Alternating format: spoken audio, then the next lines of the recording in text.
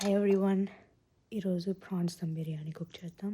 So స్క్రీన్లో కనిపిస్తున్న మసాలాస్ వీటన్నిటితో షింప్ని మ్యారినేట్ చేసుకోవచ్చు.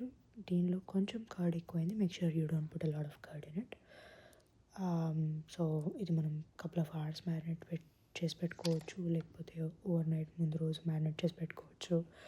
సో కుక్ చేసే ముందు ఒక 1 hour ముందట్లా బాస్మతి రైస్ని కుక్ చేసుకుంటే better.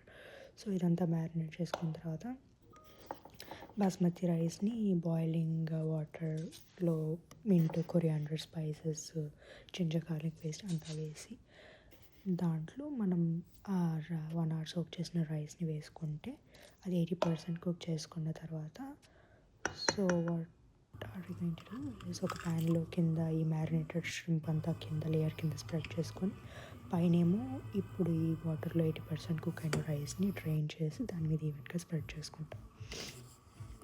So on the top of that ఇంకొంచెం ఫ్రైడ్ ఆనియన్స్ వేసుకొని కొంచెం గరం మసాలా వేసి అండ్ దెన్ మన దగ్గర సాఫ్రాన్ ఉంటే సాఫ్రాన్ పాలలో వేసి అది వేసుకోవచ్చు కలర్ కోసం.